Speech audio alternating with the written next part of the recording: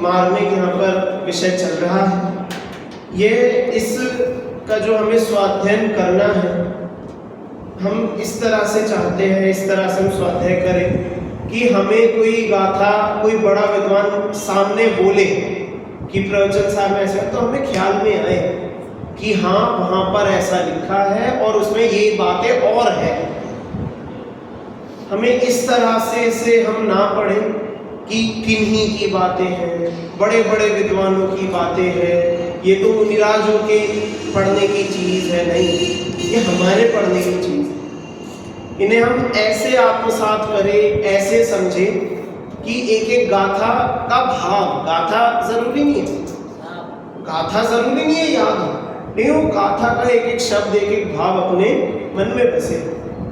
कोई विषय सामने चले तो हमें ख्याल में है कि प्रवचन सार में भी ऐसी बात आई या फिर ये बात प्रवचन सार से की गई है ना।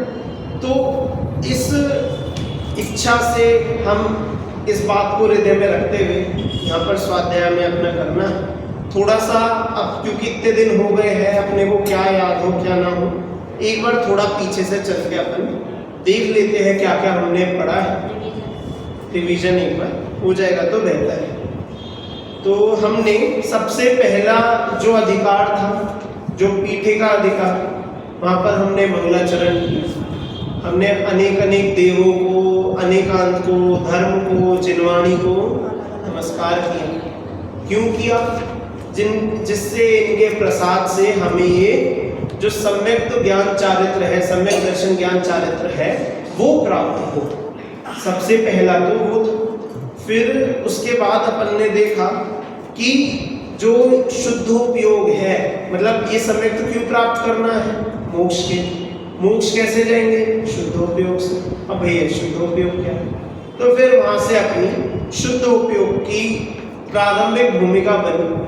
फिर शुद्धोपयोग की चर्चा करते करते हमने देखा कि उपयोग क्या होता है, उपयोग जीव का कैसा होता है, धर्म क्या होता है, शुद्धोपयोग कैसे आता है ना, ये सब अब हमने देखा।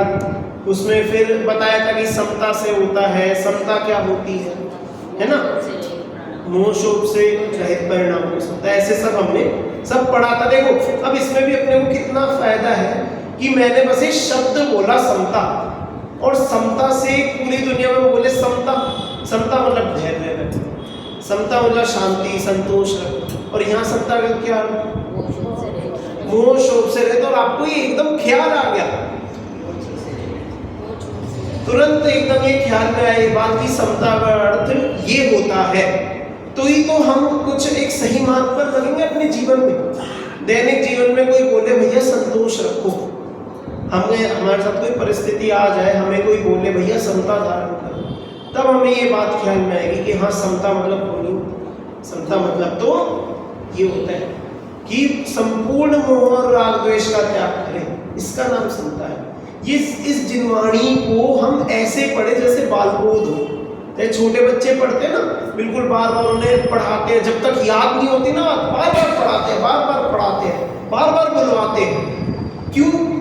क्योंकि वो ऐसी बालबोध में ऐसी सामान्य चीजें हैं कि वो जीवन भर काम आने वाली है। तो प्रवचन सार को भी हम ऐसे करते हैं ना। तो इसलिए देखिए, इसे अब वापस आगे देखते हैं। आगे इसमें फिर शुद्धोपयोग अधिकार आया।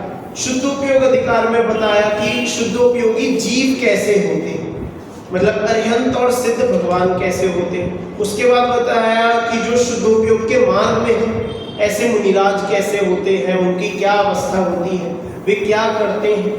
उसके अलावा फिर शुद्धोपयोग की अनेक अनेक बातें कि शुद्धोपयोग में जीव की क्या अवस्था होती है, उसके ज्ञान की क्या अवस्था होती है, उसका सुख कैसा होता है, ये सब हमने देखा। उसके बाद अपना चला ज्ञान अधिकार, जिसकी अपनी अभी हमें चर्चा यहाँ पर लेनी है। ज्ञान अधिकार में हम यहाँ पर देख रहे हैं कि ज्ञान कैसा होता है। क्या देख रहे हैं? ज्ञान कैसा होता है। किसका ज्ञान कैसा होता है? मेरा नहीं, यही तो गलती करते हैं। यहाँ पर अभी विषय चल रहा है सिद्धों का, अरिहंतों का जो केवल ज्ञान है, वह अनंत ज्ञान कैसा होता है। अपना ज्ञान तो हम उससे समझेंगे, वो बात ठीक है, लेकिन अभी क्या समझा रहे हैं? यदि आपसे पूछे ज्ञान अधिकार में किसकी चर्चा है, तो यहाँ पर हम बोलेंगे केवल ज्ञानी अरिहंत और सिद्धों की यहाँ पर किसकी चर्चा है? अरिहंत और सिद्धों की यहाँ चर्चा है। ठीक है, अपनी चर्चा बोले, आत्मा की चर्चा बोले, गलत नहीं लेकिन सही भी नहीं है ना। हाँ, ज्ञान अधिकार में क्योंकि बता ही उस अनंत ज्ञान को रहे। अच्छा, अब क्यों, मतलब यहाँ पर हम क्यों नहीं बोल सकते कि हमारी बात है? क्योंकि यहाँ पर जो पीछे शुद्धोपयोग अधिकार था, ज्ञान अधिकार से पहले कौन सा था? कौन सा अधिकार था? शुद्धोपयोग। तो शुद्धोपयोग के सामने हमें फल दिखा रहे कि शुद्धोपयोग करोगे तो बेटा ये वाली टॉफी मिलेगी। कौन सी टॉफी? कि अनंत ज्ञान वाली। अब अगर यहाँ बोल दे कि तुम्हारा ज्ञान, अरे हमें तो कच्छ नहीं आता, हम तो ये पढ़ के घर जाएंगे तो बोल देंगे, हमारे ज्ञान की क्या कीमत? जीरो है ना। हमारे ज्ञान को तो केवल ज्ञान से भी बड़ा बताया गुरुदेव ने। तो वहां पर तो गुरुदेव ने उसकी अपेक्षा से बताया ना, जिस जो ग्रंथ चल रहा था, तो प्रवचन सार, तो प्रवचन सार में तो यहाँ भी बता रहे कि हमारा ज्ञान अभी अधूरा है। हम राग भी करते हैं, हम द्वेष भी करते हैं, और निश्चय ऐसे करते हैं भैया, व्यवहार से नहीं बोला।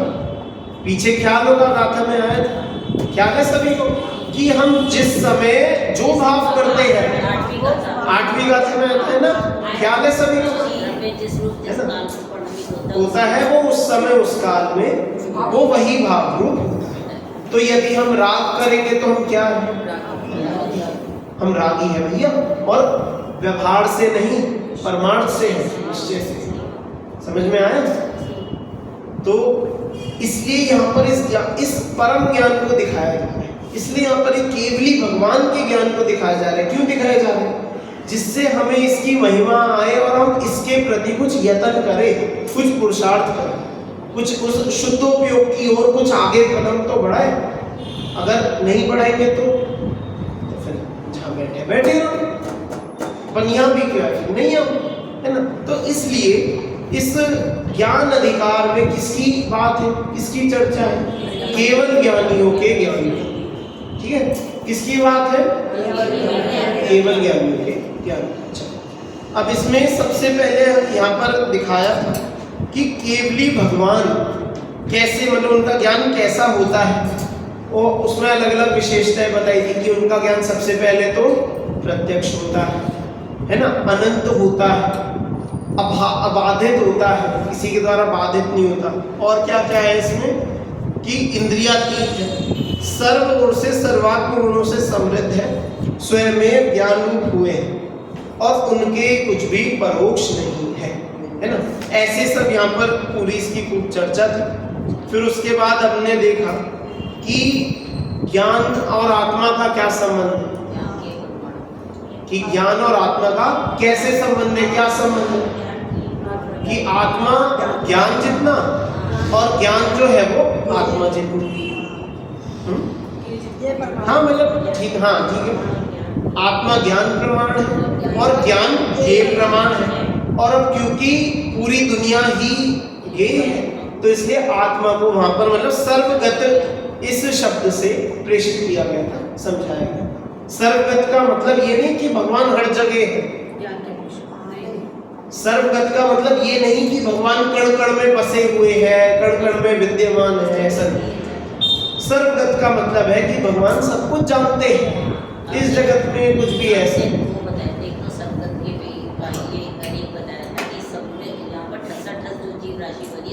हाँ वो भी है, हाँ कि सभी जीव ज्ञान वैसे वो भी है। और यहाँ पर तो खैर मेन जो अब केवली भगवान की अपेक्षा ही देख रहे हैं, तो यहाँ तो अभी तो यही हम मानेंगे कि भगवान संपूर्ण जगत को जानते हैं, इसलिए वे मतलब सर्वगत। चलिए, अब इसके बाद यदि आत्मा ज्ञान से बड़ी हो तो क्या दिक्कत है? बड़ी मतलब ज्यादा हो। यदि आत्मा ज्ञान से अधिक हो, कि ज्ञान इतना, जैसे मेरे शरीर में ज्ञान कहाँ का कि यहाँ ज्ञान है, बाकी जगह ज्ञान जी नहीं है, तो फिर उतना जहां पर ज्ञान नहीं है वो कैसे जाने, वो तो जड़ हो जाएगा। चलो अब अगर ज्ञान आत्मा से ज्यादा हो कि भैया मेरे तो इतना ज्यादा ज्ञान है कि सर से इतना भार निकल रहा है, ऐसे ऐसे ज्ञान फैल रहा है मेरा, तो जो आत्मा के बाहर ज्ञान है वो बिना आत्मा का हो जाएगा, वो जानेगा क्या? मतलब कौन जान रहा है? वो अकेला ज्ञान क्या किसे जन्मा रहा है? वो तो एक साधन है पूरा, तो किसे जन्मा रहा है? तो वो भी निराश्रित होने से वह भी जड़ हो जाए। तो इसलिए ज्ञान ना तो आत्मा से अधिक हो सकता है ना ही कम हो सकता है। जितना ज्ञान होता है उतनी ही आत्मा होती है, जितनी आत्मा होती है उतना ही ज्ञान होता है। अब हम जहाँ देख रहे थे, हमें वैसे तो 27वीं गाथा से हमें प्रारंभ करना है। एक बार 26वीं गाथा भी हम जल्दी से देख लेते हैं क्योंकि थोड़ा फिर एक धारा में आ जाता है अपना विषय। चलो अब ये 26वीं गाथा खोल लीजिए, प्रश्न क्रमांक 37 पर। यहाँ देखो, विगत गाथाओं में युक्ति और आगम से यह सिद्ध किया गया है कि आत्मा ज्ञान प्रमाण है और ज्ञान की। अच्छा आवाज आ रही है ना सभी को? कुछ कम ज्यादा ठीक है ना? अच्छा, आत्मा ज्ञान प्रमाण है और ज्ञान ये प्रमाण है, इसलिए ज्ञान सर्वगत है। और अब इस गाथा में यह स्पष्ट कर रहे हैं कि ज्ञान के समान आत्मा भी सर्वगत है, जिनवर देव भी सर्वगत है। मतलब यहाँ पर उसी से ही, यहाँ तो पहले तो एक तथ्य रूप में समझा है कि आत्मा ऐसी है, तो फिर उससे इस बात को अप्लाई भी करके बता रहे हैं कि यदि वो जो ज्ञान सर्वगत है तो इस हिसाब से आत्मा भी पूरी सर्वगत ही है। और उसके अपेक्षा से जिनकी आत्मा, मतलब जो ऐसे ज्ञानधारी, ऐसे जिनेंद्र भगवान, वे भी सर्वगत है ना? देखो इसमें एक बार हिंदी पढ़ते थे। जिनवर सर्वगत है और जगत के सर्व पदार्थ जिनवर गत है, क्योंकि जिन ज्ञान में है और वे सभी पदार्थ ज्ञान के विषय होने से जिनके विषय कहे गए। क्या कहे गए हैं? मतलब उन जिनेंद्र भगवान के विषय हैं, जिनेंद्र भगवान उनको जानते हैं और वे सब जिनेंद्र भगवान के ज्ञान में जानने में आते हैं, है ना? तो ऐसे आपस में ही दोनों का संबंध है, लेकिन उनका वह संबंध निमित्त नैमित्तिक संबंध है। यहाँ पर बाद में इस बात को अलग से लिखा कि ज्ञान और ज्ञेय का कैसा संबंध होता है? कि निमित्त नैमित्तिक संबंध होता है। ऐसा क्यों? क्योंकि दोनों, एक तो सबसे बड़ी बात कि अलग अलग द्रव्य है ना? दोनों कैसे हैं? अलग अलग द्रव्य हैं। ज्ञान आत्मा का अंश है और आत्मा जिसे जान रहे वो क्या है? वो सब कुछ जो पर पदार्थ होते हैं सब पर, तो उनका आपस में कितना कनेक्शन, आपस में क्या लेन देन, क्या रिश्ता तुम्हारा? कि तुम्हारा रिश्ता इतना सा है, वो तुम्हें जान रहा है, तुम उनके जानने में आ रहे हो, और जानते हुए भी तुम आपस में प्रवेश नहीं हो रहे। जो वस्तु है वो ज्ञान में घुसकर वहां नहीं रह रहा, और जो ज्ञान है उस वस्तु में होकर उस वस्तु रूप नहीं हो रही। ज्ञान ज्ञान में, आत्मा आत्मा में, और वो जिसे जान रहे वो वस्तु अपने में है। दोनों एक दूसरे में प्रवेश नहीं करते हैं। दोनों में असद बुद्ध व्यवहार न से हम कहेंगे कि वे दोनों एक दूसरे, मतलब कि उन दोनों में ऐसा संबंध है, ज्ञान के संबंध है ना? चलो अब अपनी 27वीं गाथा पर आते हैं। यहाँ पर प्रश्न क्रमांक 39 पर मैं पढ़ता हूँ। विगत गाथा में यह कहा गया है कि जिनवर अर्थात आत्मा सर्वगत है और सर्व पदार्थ जिनवर गत अर्थात आत्मगत है, क्योंकि सभी पदार्थ आत्मा के द्वारा जाने जाते हैं। ठीक है। अब इस 27वीं गाथा में आत्मा और ज्ञान में कथनचित एकत्व है, कथनचित अन्यत्व है, यह सिद्ध करते हैं। अब भैया सवाल बड़ा ये खड़ा होता है कि आप कह रहे हो ज्ञान आत्मा से अलग भी नहीं होता, और फिर भी ज्ञान ज्ञान ज्ञान ज्ञान अलग से बता रहे हो। पूरा ज्ञान इतना आपने अलग बता दिया कि ज्ञान अधिकार पूरा अलग से नाम से लिख दिया। ज्ञान इतनी एक अलग चीज दिखाती कि पूरा ज्ञान अधिकार। तो या तो आप बोलो ज्ञान आत्मा से कुछ अलग है, या कहो ज्ञान आत्मा ही है, ज्ञान आत्मा एक ही है। अब हम बोलेंगे नहीं, चिट भी मेरी पट भी मेरी। अनेकांतवाद क्या कहते हैं कि तुम ऐसे कान पकड़ोगे हम पीछे से पकड़ लेंगे, तुम वहां से पकड़ोगे हम यहां से पकड़ लेंगे, लेकिन जीत तो हमारी। और इस बात में हम शायद नहीं बोलते। अभी कुछ दिन पीछे मैंने कहीं सुना था, मतलब एक सामान्य जो अन्य दर्शन वाले होते हैं तो जैन दर्शन के बारे में ऐसे तारीफ ही सही, पर ऐसे करते हुए बोल रहे थे कि जैन दर्शन में एक अनेकांत होता है। ऐसे उन्होंने बताया जो बोल रहे थे कि अनेकांत क्या, कि वो कहते हैं कि वो मतलब हम, कि जैन धर्म क्या कहता है कि हमारा ज्ञान अभी अपूर्ण है, मतलब कि हम हर चीज में शायद लगा के बोलते हैं कि बात शायद ऐसे भी ठीक है और बात शायद ऐसे भी ठीक है।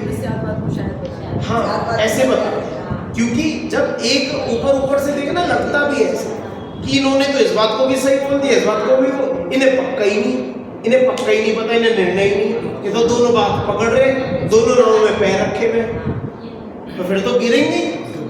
तो इनका निर्णय ना होने से ये तो शायद वाले हैं, ऐसे बोलते हैं, ऊपर से देखने पर लगता भी, लेकिन वास्तव में ये है कि हम दोनों को ही पूर्ण निर्णय से बोलते हैं। हम ही भी लगाते हैं, भी लगाते हैं, ही को भी की तरह, भी को ही की, बहुत सारी बातें इसमें कभी चर्चा में लेंगे। तो ऐसे सब हम इसमें देखते हैं कि अनेकांत कोई शायद वाला धर्म नहीं, निर्णय वाला धर्म। अब ये तो एक दुनिया की बहुत छोटी सी चीज है कि दो बातें एक वस्तु के लिए सच हो सकती है। हर वस्तु के लिए कोई एक ही बात तो सच हो ऐसे जरूरी नहीं। जैसे इसका सबसे बिल्कुल सामान्य उदाहरण इसका कि मैं अपने पिता के लिए क्या हूँ, बेटा हूँ, पुत्र हूँ, है ना। अपने भाई के लिए क्या हूँ, भाई, है ना। अपनी दादा दादी के लिए क्या हूँ, पोता हूँ। अपने दोस्तों के लिए दोस्त हूँ, है ना। तो अब मैं अपने दोस्तों को बोलूं कि मैं तुम्हारा भाई हो गया, है ना। अपने दादी को बोलूं कि मैं तुम्हारा बेटा हो गया, अपने भाई को बोलूं मैं तुम्हारा पिता हो गया, ऐसे कुछ भी, मतलब एक बात को ही सच करके रख दे, उसी को ऐसे मान ले तो ये सत्य हो जाएगा। चलो इसके अलावा हम जगत में मतलब अनजान लोगों से मिलते हैं, हमने किसी को भाई बोल दे, किसी को हम चाचा जी बोल दे, किसी को माता जी बोल दे, दादी बोल दे, तो क्या वे हमारी दादी हो गई, क्या वो हमारे पिता की मम्मी जी हो गई, बाहर से कहा। तो ऐसा कह देने पर क्या वो बात सच हो जाएगी या झूठ हो जाएगी? कि वो झूठ भी नहीं है, सच भी नहीं। तो अगर आपको इसे शायदवाद बोलना हो तो आप ही बोलो। हमारे लिए तो ये निर्णीत बात है कि इस समय जो हम कह रहे हैं इस समय के लिए ये सही है। हमने यदि किसी को दादा बोला, किसी को बाबा बोला, तो उस समय मात्र के लिए ही बोला है, ना तो उससे पहले उसकी कोई कीमत थी और उसके बाद भी उसकी कोई कीमत नहीं है। उस समय के लिए उसकी कीमत है, उतना सा निकालने का काम। ऐसे ही है धर्म। अब यहाँ पर क्या बोल रहे हैं कि आत्मा ज्ञान से कुछ अलग भी है और आत्मा ज्ञान में एकमेक भी है, एकत्व भी है, अन्यत्व भी है। दोनों ही बातें कथनचित सत्य है। समझ में आया? समझ में आया ना? चल अब ऐसे गाथा और पद्यानुवाद एक बार हम पढ़ के फिर आगे देखते हैं। नाणम अपत्तिमदम वट्टदिनाणं विनाण अन्नाणं अप्पाणं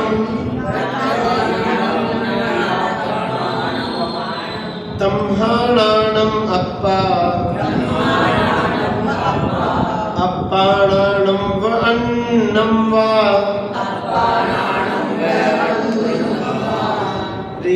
आत्मा के बिना जग में ज्ञान हो सकता नहीं है। ज्ञान आत्म किंतु आत्म ज्ञान भी है अन्य भी। क्या बोला गाथा में?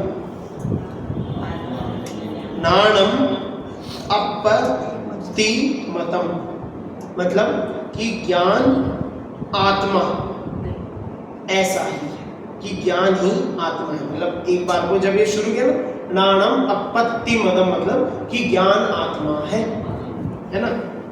फिर ऐसा मदम पट्टदी नाणम विनाणम पाणम, कि ऐसा मत होता है, ऐसा मत सही है। क्यों? क्योंकि नाणम विनाणम पाणम, क्योंकि ज्ञान बिना, नाणम बिना मतलब ज्ञान के बिना णापणम, आत्मा नहीं हो सकती, है ना। तम्हाणाणम अप्पा, अप्पाणाणम व अन्नम। और इस मतलब और इसलिए जो ये बोला तम्हा, तम्हा मतलब ऐसा होने पर भी या ऐसा होने के बाद भी, ऐसा होने के बावजूद भी। नाणम अप्पा, अप्पा नाणम व अन्नम व, ये ऐसा होने पर भी नाणम अप्पा की ज्ञान आत्मा है भी और अप्पा नाणम अन्नम कि वे एक है भी और एक नहीं भी। बिल्कुल सीधी सीधी भाषा में बोले। अब लेकिन कोई अनेकांत को ना जानने वाला व्यक्ति इस बात को पढ़े तो वो तो 1 मिनट को अपना सर हो जाएगा कि बोल क्या है, कि आचार्य देव ने तो पता नहीं क्या सोचकर तो लिखा है, मेरी तो समझ के बात है ना।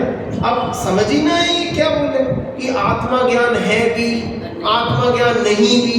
भैया बात क्या है, एक बात कहो ना कि हम बोलते हैं कि दोनों बातें सही है, और दोनों बातें थोड़ी थोड़ी नहीं, दोनों बातें 100% सही है।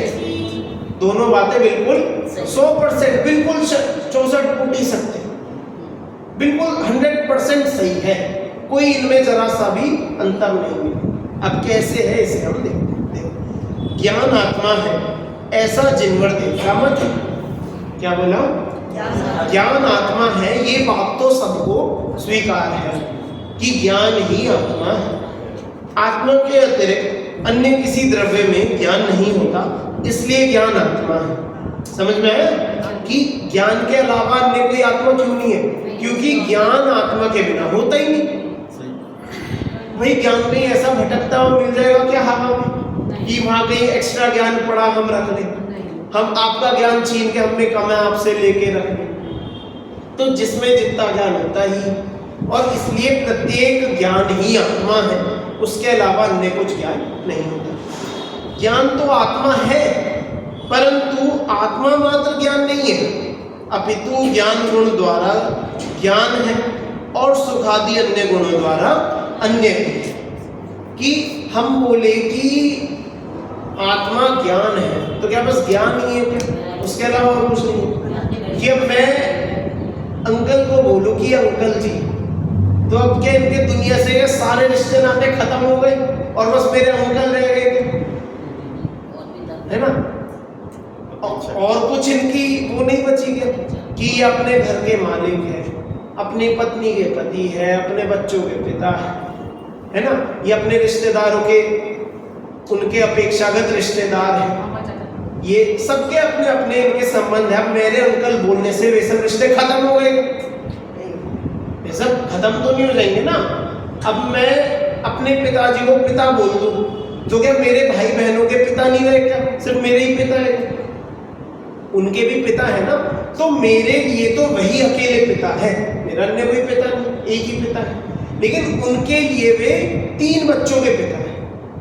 वे अकेले मेरे नहीं, वे 3 बच्चों के पिता है, लेकिन मेरे तो वे अकेले नहीं। तो ऐसे ही यहाँ बोला कि जो ज्ञान है, ज्ञान तो मात्र आत्मा ही है। ज्ञान तो जब हम ज्ञान पूछे तो ज्ञान तो मात्र आत्मा में ही दिखेगा, ज्ञान मात्र आत्मा। लेकिन अब ज्ञान बोल के क्या आत्मा में अन्य कोई गुण नहीं बचेगा क्या? बताओ क्या क्या बचेगा?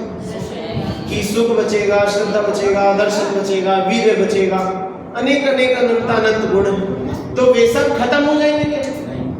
ज्ञान आत्मा को ज्ञान वाला बताने से क्या उसका सुख खत्म?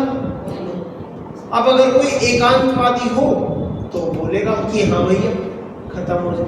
तो अब इन सब का भी, इस सब की भी पता है भी चर्चा आएगी इसमें। कैसी?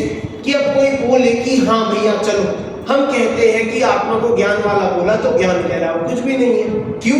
क्योंकि ज्ञान के बिना क्या है आत्मा? यदि ज्ञान ना हो तो आत्मा में क्या है? आत्मा खराब बेकार है। तो इसलिए सिर्फ ज्ञान ही बोल दो, क्या दिक्कत है? तो उसकी भी अभी सब ये टीका में भी और आगे गाथाओं में अपनी अपनी जगह चर्चा है कि एक बार अभी हम टीका पढ़ते हैं, है ना। उक्त गाथा का भाव तत्व प्रदीपिका टीका में इस प्रकार स्पष्ट किया गया है। स्पष्ट किया गया, देखो, शेष समस्त चेतन और अचेतन वस्तुओं के साथ संबंध मतलब तादात्म्य संबंध नहीं होने से क्या बोला? किसका? यहाँ पर अभी किसकी बात है? अभी ज्ञान की बात कर रहे हैं कि जो ज्ञान है उसका अन्य किसी चेतन पदार्थ और सभी अचेतन पदार्थों के साथ समवाय संबंध नहीं है। मतलब समवाय मतलब कि जोड़ रूप, एक जोड़ रूप संबंध अन्य किसी के साथ तो नहीं है ना। और आत्मा के साथ अनादि अनंत स्वभाव सिद्ध समवाय संबंध होने से, और ज्ञान आत्मा के साथ कब से है? अनादि अनंत है ना। कब जाके देखो कि वहां ज्ञान नहीं था आत्मा में, कैसे कोई काल ही नहीं। जब से आत्मा है तब से ज्ञान है, और आत्मा कब से है? कि वो भी अनादि से, उसका भी कोई शुरुआत नहीं। तो जब से आत्मा है तब से ज्ञान है, उनका अनादि से ऐसा समवाय संबंध है, आज तक कभी अलग ही नहीं हुआ। जब से है तब से ही है, कोई उन्हें अलग करने वाला पैदा नहीं हुआ, है ना।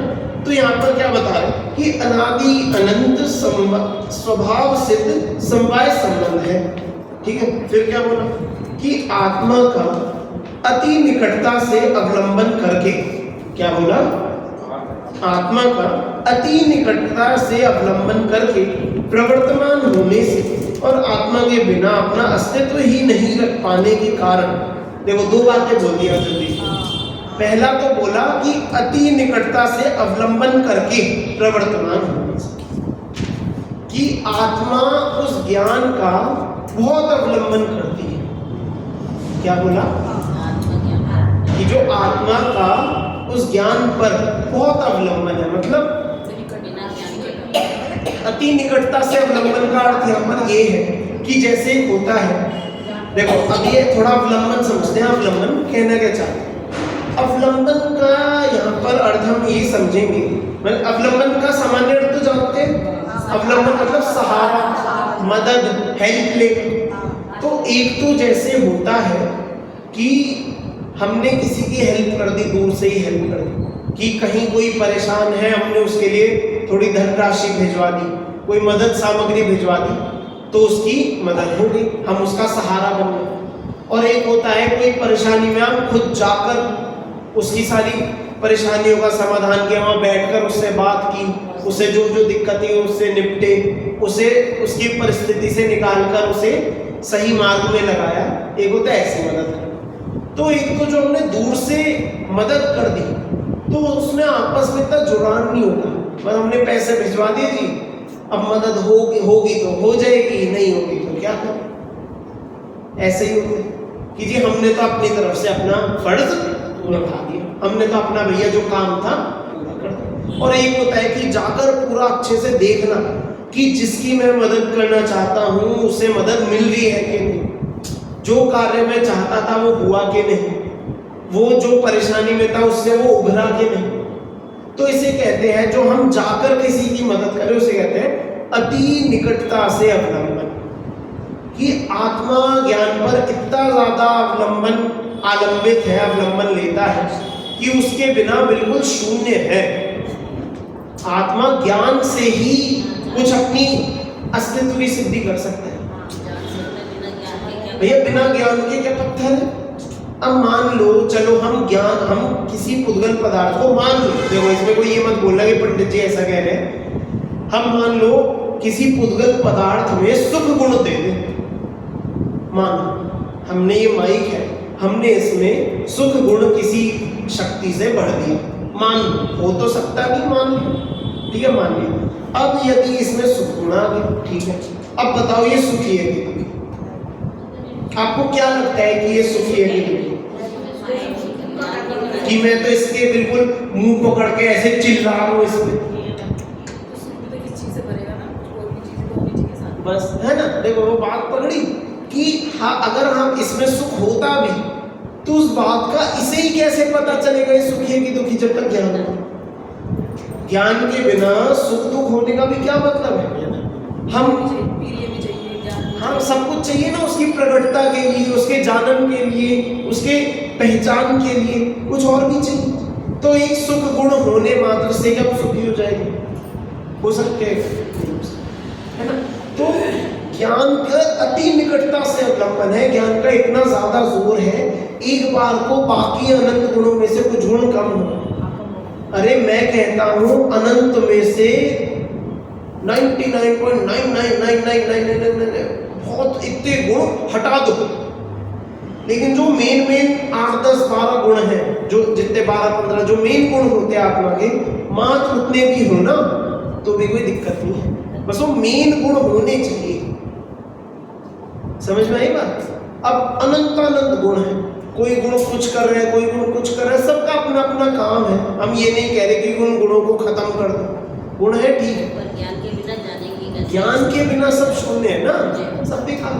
तो इसलिए बोला कि आत्मा को ज्ञान का बहुत अवलंबन है।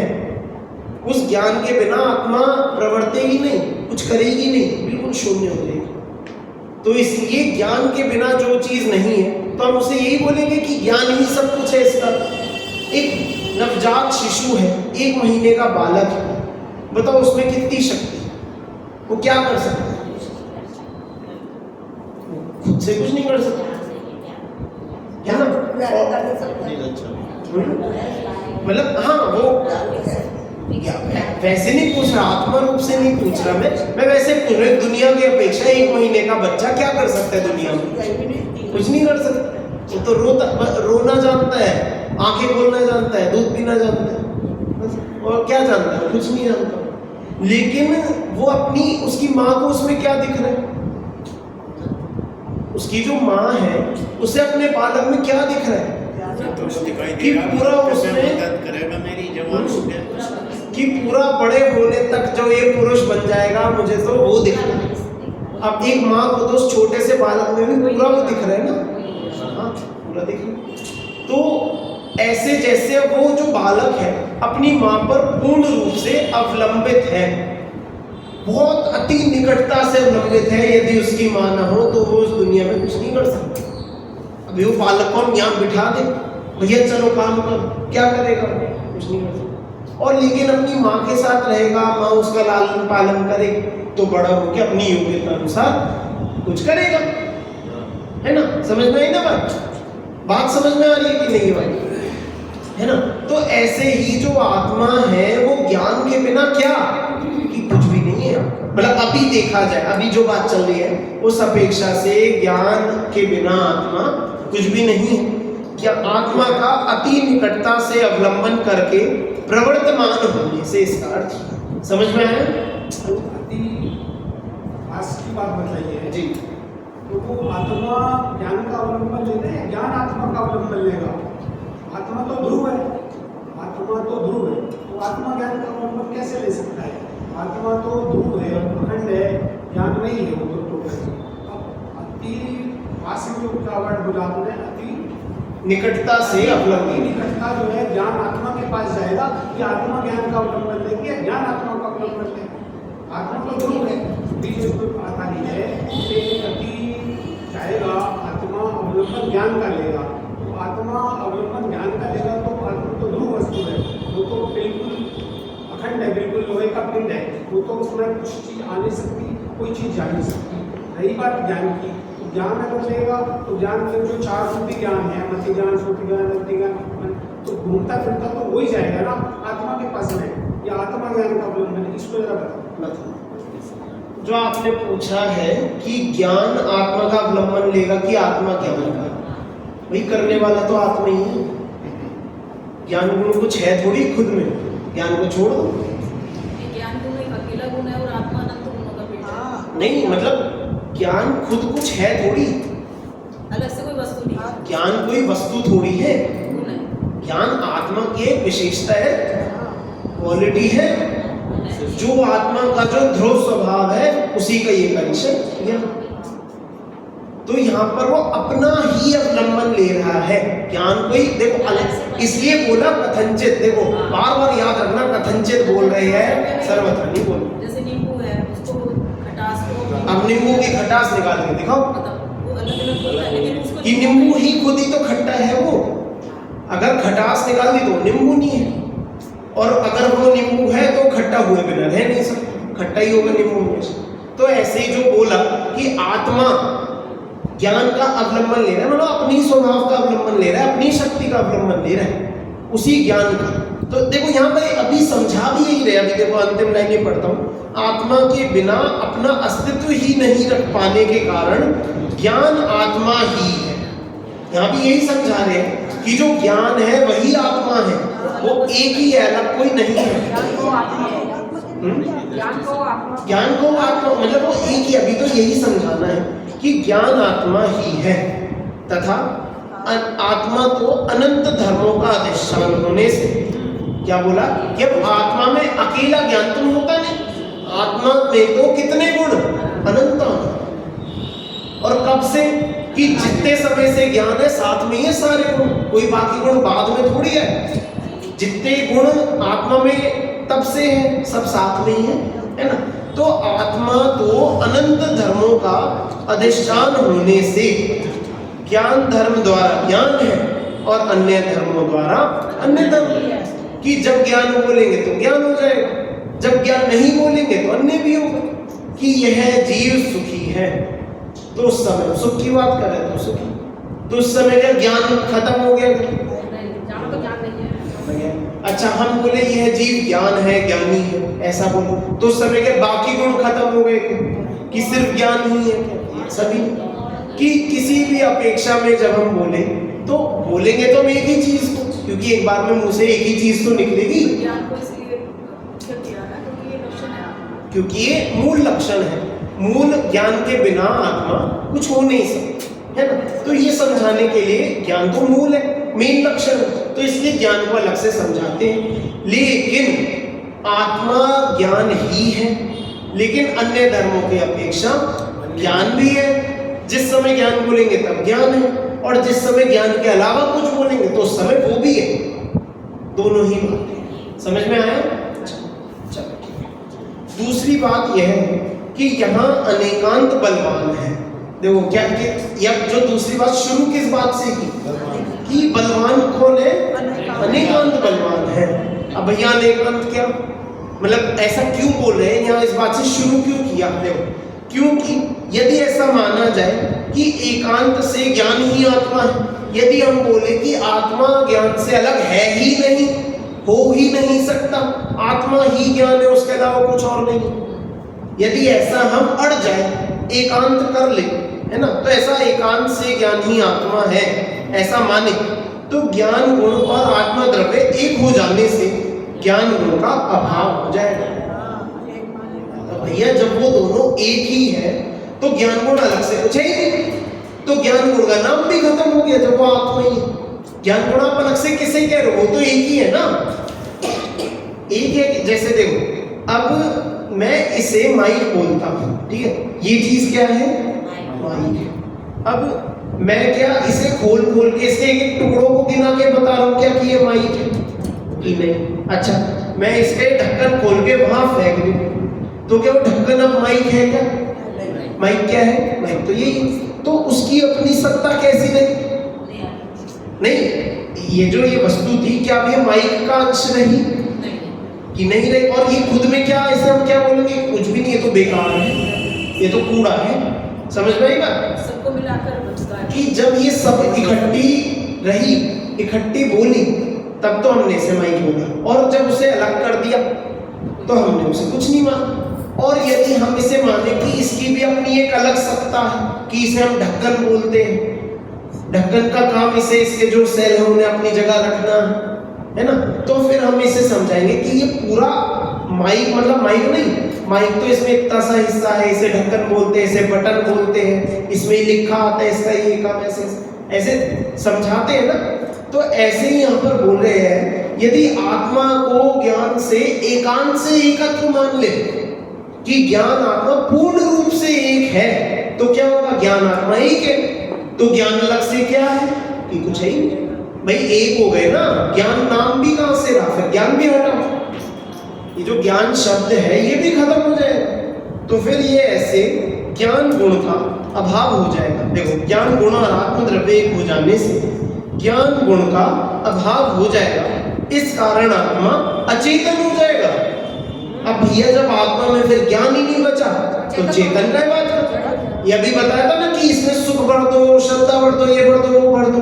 यदि इस माइक में ज्ञान नहीं है तो फिर ये क्या, बाकी गुण किस काम के, ये सब बेकार। जानने वाला तो रखना ही कि जानने वाला तो आत्मा ही है। अब यदि हम ज्ञान गुणों को ही खत्म कर दें तो आत्मा कैसा हो जाएगा? चेतन हो जाएगा, जड़ हो जाएगा, है ना। अथवा विशेष गुण का अभाव होने से आत्मा का ही अभाव हो जाएगा, है ना। कि ज्ञान गुण जीव का विशेष गुण है, असाधारण गुण है ना। और सभी द्रव्यों का नियम है कि सामान्य विशेष गुणों से ही बनते हैं, है ना। सभी द्रव्य सामान्य विशेषात्मक होते हैं। अब यदि हम एक विशेष गुण को मिटा दें तो बाकी विशेष गुणों की सत्ता कहाँ बचेगी? फिर जब विशेष गुणों की सत्ता नहीं बचेगी, वो तो भैया सारे द्रव्य दुनिया एक हो जाएंगे, आत्मा अलग से ही खत्म हो जाएगी। जो हम यहाँ एक आत्मा बैठे हैं, हम ही नहीं बचेंगे, हम ही जहां पर है उससे ही मिल जाएंगे, है ना। तो इसलिए ऐसा समझाना चाह रहे हैं कि आत्मा ज्ञान को एकांत से एक मान ले तो भैया ज्ञान भी खत्म हो जाएगा, उसके साथ आत्मा भी खत्म हो जाएगी, कुछ बचेगा ही नहीं, सब खत्म हो जाएगा। समझ में आई बात या नहीं है? तो क्या ये एक हो ही नहीं सकते क्या? इससे हमें ये समझना है कि एक बिल्कुल ही नहीं है, कि एक तो है। अब भैया कह रहे हैं, पंडित जी ऐसे पूछ रहे तो एक तो होंगे, पर यहाँ भी मना कर, तो इसलिए बोला कि एक भी है, भी लगाया कि एक भी है। ये जो बात बोले कि ज्ञान आत्मा एक है, वो एक इसलिए है क्योंकि अनादि से एक साथ ही रहे, हाँ, है ना। बाकी गुण नहीं बचे, भी इसलिए लगाया है क्योंकि और भी गुण है, लेकिन ही इसलिए लगाया है कि ज्ञान आत्मा के अलावा और नहीं होता, दोनों समझ में। अब देखो, अब दूसरा देखते हैं। यदि यह माना जाए, चलो समय भी हो रहा है अपना, यदि यह माना जाए कि आत्मा सर्वथा ज्ञान है तो आत्म द्रव्य के एक ज्ञान गुण रूप हो जाने से ज्ञान का कोई आधारभूत द्रव्य नहीं रहेगा। क्या बोला कि आत्मा सर्वथा ज्ञान है तो आत्म द्रव्य से एक ज्ञान गुण रूप हो जाने से ज्ञान का कोई आधारभूत द्रव्य नहीं रहेगा। यदि हम दूसरी तरफ से देखें कि आत्मा को ज्ञान में एक ही कर रहे हैं, लेकिन अब ज्ञान को मुख्य किए, ज्ञान किसके आधार से? हाँ, कि अब मान लो अब हमने ज्ञान और आत्मा को एक करने में हमने ज्ञान को मुख्य कर दिया कि अब ये पूरा मिलाकर क्या हो गया? ज्ञान हो गया। और भैया ज्ञान बिना आत्मा के क्या है? क्योंकि आपने तो उसे उसी में मिला दिया। अब जो अलग से आत्मा थी वो बची नहीं, तो ज्ञान कहाँ लटकी हुई है? निराश्रय में है, अधर में लटकी है वो तो। अब बताओ उसे वो किसको जन्मा रही है?